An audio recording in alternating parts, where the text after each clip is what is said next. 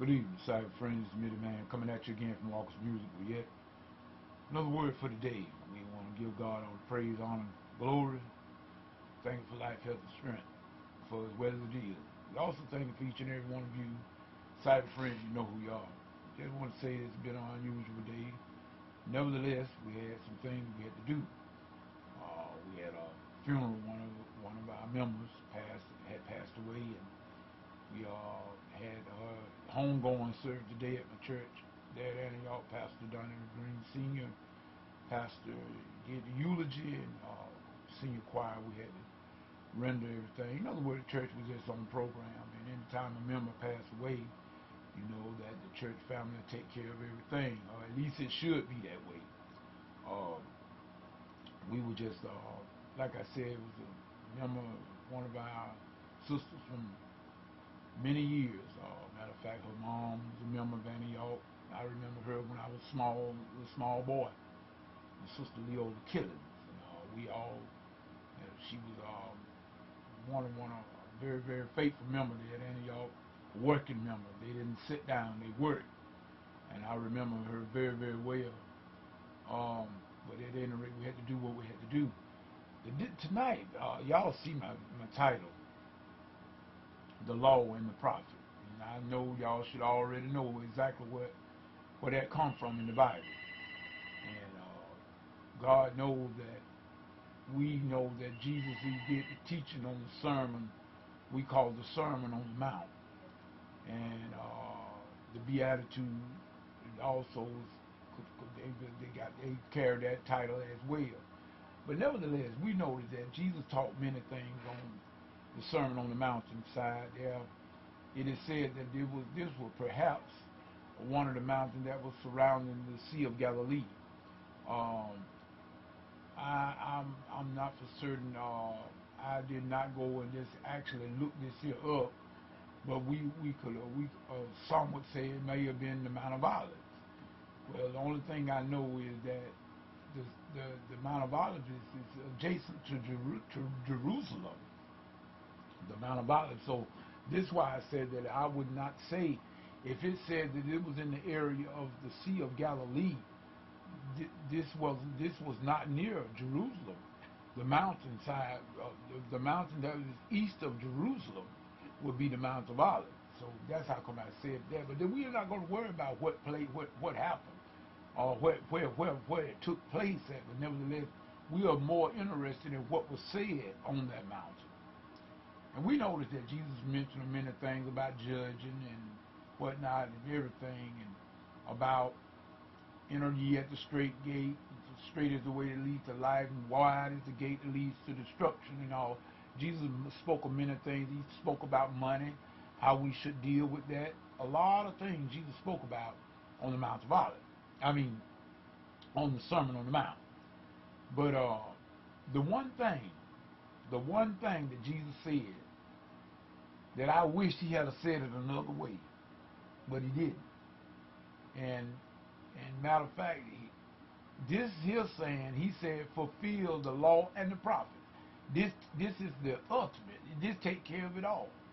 You know, a lot of us would like to cross T's and dot I's about how much we are doing, and we try to keep a record about how great we are doing. And then you remember, I think I've said this many times, I'm afraid to keep a record of about good things that I'm trying to do, because I'm afraid that I might get to heaven and be more on my book than God got on his.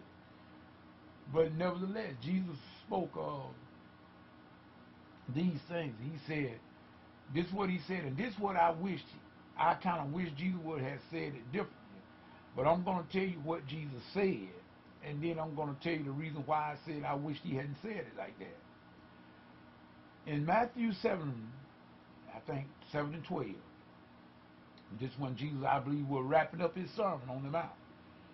He said, just as you would, therefore, in all things whatsoever you would that men do to you. And I'm reading it out the King James Version. Do you even so to them. He said, for this is the law and the prophet. In other words, that sums it up. But oh my God, I wish Jesus would have said it another way. Now, this is the way I would rather for Jesus to have put it. I would have rather for him to have said it like this. Whatsoever people do to you, that's what you do to them. That's the way I would have. Now, I could have dealt with that much better, but Jesus didn't say that. Jesus didn't say that. He put the responsibility on you. This here statement, see, everybody done read it, but a lot of people read right over it. They still don't understand the principle behind what they did not hear what Jesus said. See, we try to do to people like they do to us. That ain't what Jesus said. Jesus said, just as you would. See, that's the difference. In other words, what Jesus was saying, middle man, he said, look, whatever that you want folks to do to you, whatever it is that you want them to do to you, you must do likewise. You must do the same. So he put the personal responsibility with that individual.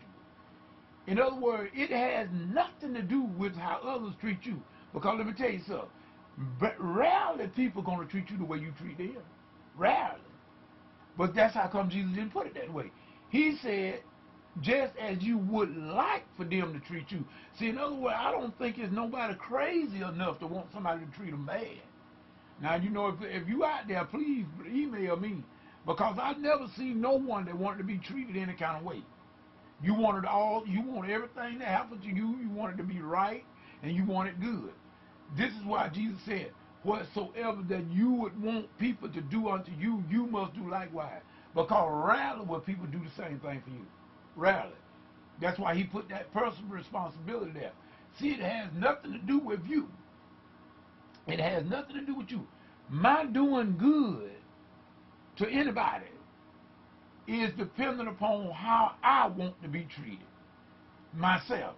So in other words, I know that I want to be treated right, and when I ask for something, I want people to do it, and I want them to give it to me when I do it. So therefore, guess what? I must do that same thing when it comes to other people. That's Jesus said that fulfills the law. See, people, let me tell you something. A lot of people that keep talking about God, you know, grace, and God is grace. But Jesus is grace and truth, no doubt. But we getting it mixed up, people. When you start talking about God did away with the law, Jesus never did away with the law. Jesus said, I don't think that I come to do away with the law, because I didn't, but I come to fulfill it. But you just think about it. Just as you would that others do to you, this is what you must do. So in other words, regardless of how people will treat me, if you look at Jesus, what Jesus said, regardless, you still got to do what's right. Because you always want people to treat you right, regardless of whether they do it or not. So in other words, that's how come Jesus spoke it that way. But oh my God, it would have been much easier for me if Jesus would have said it the other way. And it would have been easy for you too. I tell you, Jesus did not come to make it easy. Jesus came to raise the bar to make us better. See, you got to be the bigger person. Jesus telling us as Christians, we need to be the bigger person. Therefore, it seems like people don't worry about people might be trying to use you up. People not using you. You just doing what Jesus told you to do. Ain't nobody using you, because God knows if you do what Jesus said do, you're going to come out on the bigger side anyway. But it's just a thought, and it's the humanity in us, that sin nature that's there in the world. When we were once in the world, you did unto others that they did unto you. You struck back. But Jesus said, no, you got to come up a little bit higher. That's what Jesus was saying. Jesus said, I want you to come up a little bit higher. This is how come he said, whatsoever that you would men do to you. In other words, whatever that you want done to you, that's what you must do. And I ain't never seen nobody hate their own self. That is the law, that fulfills the law and the prophets. In other words, that take care of the whole thing. Now you can go around here, you can dip and dabble in that and talk and dabble in this, but until you go and you do unto others as you would have them to do unto you, what we call the golden rule, you just beating in the wind. You can keep all the rest of it. It all goes back to Corinthians 13. Love. Faith, hope, love abide, these three, but the greatest is love, which is charity. In other words, That is what Jesus was speaking on the Sermon on the Mount. But therefore all things whatsoever you would that men do to you, you must do likewise. Because I'm going to tell you something. It's personal. And you must do it. Because it's rarely that it would happen to you, no matter how much you do for others. Rarely would they reciprocate. In other words, I'm going to do unto you and I'm going to split. I ain't studying about you. In other words, I'm going to get what I want and then bump you. That's most of the other people, most of our mentality is just that way. But this is not Jesus. So in other words, Jesus said you know the tree by the fruit. So when you see people that, in regardless, the how others have done then, you didn't never come to no one assistance. You don't never want to help nobody. But the time you get in trouble, you want everybody in the mom and the hen and the business to come and help you out. But you know what? Jesus raised the bar. Guess what? I got to help you. I got to help you. If I'm going to follow Christ, I've got to do it even when you don't do it. That's how come I say it's a personal responsibility. Jesus made it personal. In other words, Jesus raised the bar, people. And this is how come a lot of people cannot follow Christ. Because they're not going to do it. Jesus said, if you don't do what I say, you're not my follower. Makes pretty much sense to me, don't it? In other words, he said, Jesus is the husbandman. Jesus is the groom. We are the bride. We can't use his name if we don't belong to him. So in other words, these people that run around, you're talking about using the name of the Jesus, and I rebuke Satan. You better leave Satan alone until you know Jesus. Because you don't even treat me right. You can't cast out no devil. That devil going to jump on you and beat the snot out you. You trying to fight devils and you don't even know how to treat me. No, it ain't going to work that way, people. Love, charity. Read 1st and 2nd Corinthians, people. The whole 2 letters. See, we just read that certain scripture. Every time we read the Bible, we read 91st Psalm, 23rd Psalm. Maybe it's John 3:16. Read, change your habit and read both of those letters, please. 1st and 2nd Corinthians. 1st and 2nd Corinthians. Jesus said you can give your body to be burned. You can have all kinds of stuff. You can move mountains with your faith and everything. But he said you ain't got love. You just a bunch of sounding brass, tinkling cymbals. You see somebody in need of that help and won't even run to and help. Help is help regardless of what type or what kind, how long. Jesus said if a person compels thee to go a mile, go with them too. Jesus said, do unto others as you would have them to do unto you. This is the law and the prophet. It sums it all up, people. Smitty man saying whatever you get into. God not in it, best you come out of it. God's going to come to nothing. Till the next video or next Bible study, whichever comes first. Smitty man saying peace. Good night.